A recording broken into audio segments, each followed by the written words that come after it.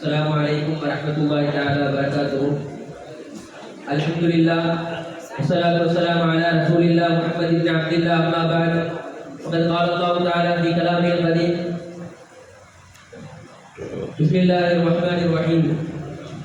Ya ayyuhan nabiy qul li azwajika banatika wa nisa'il mu'minin yudnina 'alayhinna min jalabibihinna dhalika adna an yu'rafna fala yu'tin. Wa qala Rasulullah sallallahu alaihi wasallam al-mar'atu idha kharajat istashraha syaitan atau kama qala alaihi salatu wassalam. கண்ணியமான அல்லாஹ்வின் நல்லடியார்களே, பாசத்திற்குரிய நண்பர்களே, இஸ்லாத்திற்கு முன்னுள்ள காலத்தில் ஐயாமுல் ஜாஹிலியாவிலே பெண்களை ஒரு தப்பான கண்ணோட்டத்தில் தான் பார்த்துக் கொண்டிருந்தார்கள். பெண்கள் அந்த காலத்தில் கண்ணியம் இழந்தவர்களாக கருதப்பட்டிருந்தார்கள். ஆனால் இஸ்லாம் வந்ததற்கு பிறகு அந்த பெண்களை நாம் எப்படி நடத்த வேண்டும், அவர்களை எந்த பார்வையில் பார்க்க வேண்டும் என்பதாக இந்த இஸ்லாம் நமக்கு போதிக்கிறது. அவர்களை நாம் கண்ணியமாக பார்க்க வேண்டும் என்பதற்காக வேண்டி இந்த ஹிஜாபை இஸ்லாம் வலியுறுத்துகிறது. ஆனால் இன்று பாசிசவாதிகள் இந்த ஹிஜாபை தடை செய்வதற்காக வேண்டி எவ்வளவு முயற்சிகளை மேற்கொண்டு கொண்டிருக்கிறார்கள். அதையெல்லாம் நாம் எதிர்கொள்ள வேண்டும் என்று சொன்னால் இந்த ஹிஜாபினுடைய முக்கியத்துவத்தை நாம் புரிந்து கொள்ள வேண்டும். கண்ணியமானவர்களே, பெண்களுக்கு முதல் ஹிஜாப் என்பது அவர்களது வீடுதான். அவர்களது வீடுதான் அவர்களுக்கு மிகவும் பாதுகாப்புடையது. எனவே அவர்கள் தன்னுடைய வீட்டிலே எல்லா கடமைகளையும் செய்து கொள்ளட்டும் என்பதாக ரசூலுல்லாஹி ஸல்லல்லாஹு அலைஹி வஸல்லம் அவர்கள் கூறுகிறார்கள்.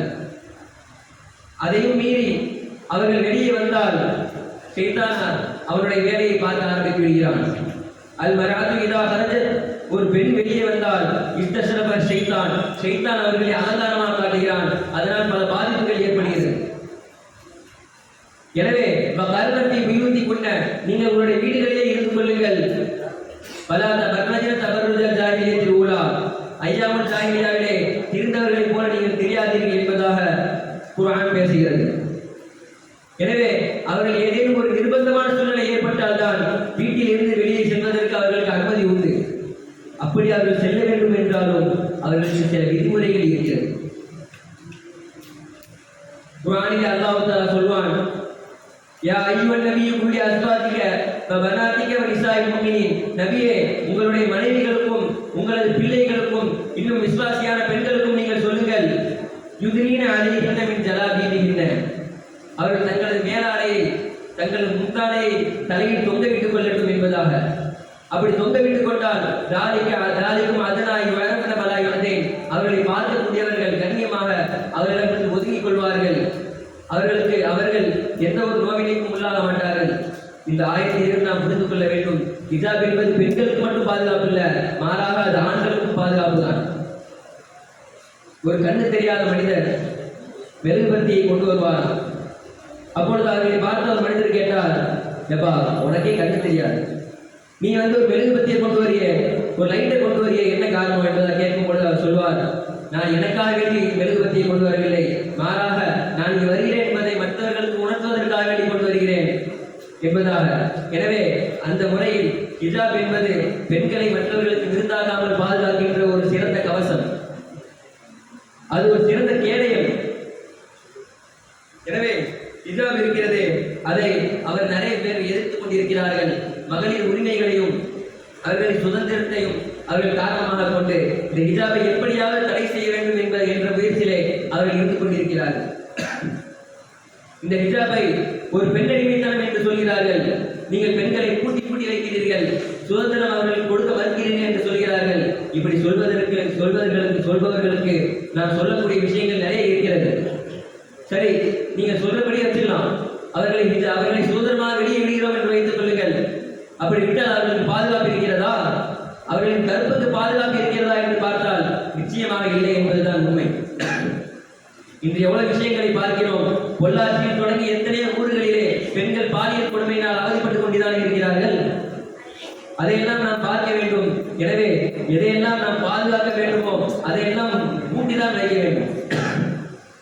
எதெல்லாம் சிறந்ததாக மதிக்கப்படுகிறதோ அதையெல்லாம் கூட்டிதான் வைக்க வேண்டும். ஹிஜாப் என்பது ஒரு கண்ணியமான ஒன்றுதான், அது பெண்ணடிமைத்தனம் இல்லை. 2 வருடத்திற்கு முன்பதாக காஷ்மீரிலே பள்ளி மாணவிகளுக்கும் பள்ளி ஆசிரியர்களுக்கும் இந்த பாசிசவாதிகள் ஹிஜாபை தடை செய்தார்கள். தடை செய்ய பார்த்தார்கள். அங்கே ஹிஜாப் இல்லாமல் சென்றால் பாதுகாப்புண்டா? அங்கே சென்ற எவ்வளவு பேர்கள் பள்ளியிலே காதல் என்ற பெயரில் சிக்கிக்கொண்டு அவர்களின் லைஃபே வீணாகி விடுகிறது, அவர்களின் படிப்பும் வீணாகி விடுகிறது, அவர்களின் லைஃபும் வீணாகி விடுகிறது.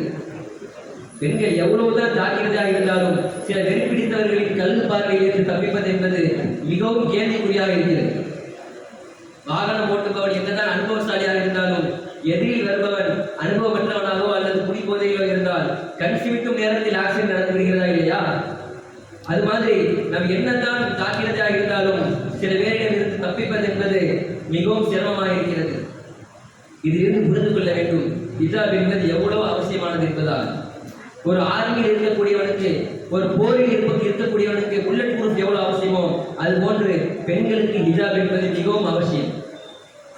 ஹிஜாப் இல்லை என்றால் பெண்களின் லைஃபை வீணாகிவிடுகிறது. ஹிஜாப் என்பது ஒரு பாதுகாப்பு கவசம். அல் ஹிஜாப் இஸ்ஸத்துன், அது ஒரு கண்ணியமான ஒன்று. அல் ஹிஜாப் இஃபத்துன், அது ஒரு கருப்பொழுக்க கவசம். அல் ஹிஜாப் தஹாரத்துன், ஹிஜாப் என்பது ஒரு சுத்தமான ஒன்று. தாலிக்கும் அத்ஹருல் லிகுலூபிக்கும் வ குலூபிஹின், அது உங்களுடைய உள்ளத்தையும் அவர்களின் உள்ளத்தையும் சுத்தப்படுத்துகிற ஒரு ஆடை. அல் ஹிஜாப் சத்ருன், அது ஒரு மறைபொருள்.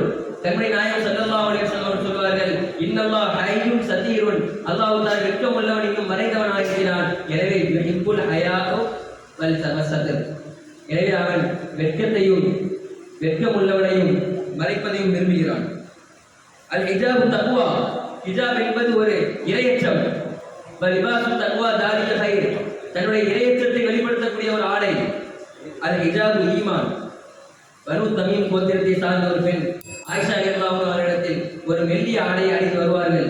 அப்பொழுது அதை பார்த்து ஆயிஷா ரலியல்லாஹு அன்ஹா சொல்வார்கள், இன் குன்துன்ன முஃமினாத்தின், நீங்கள் முஃமினான பெண்மணியாக இருந்தால் பலைஸ ஹாதா பிலிபாஸ் முஃமினாத்தின், இது முஃமின்கள் அணிகின்ற ஆடை கிடையாது என்பார்கள் ஆயிஷா ரலியல்லாஹு தஆலா அன்ஹா அவர்கள். எனவே ஹிஜாப் எங்கெல்லாம் கடைபிடிக்கப்படுகிறதோ அங்கெல்லாம் விபச்சார குற்றம் குறைந்ததாகவும், கடைபிடிக்காத நாடுகளில் விபச்சாரம் அதிகரிப்பதை நாம் பார்க்கிறோம். ஒரு விஷயத்தை நாம் சிந்தித்து பார்த்து கடமைப்பட்டிருக்கிறோம்.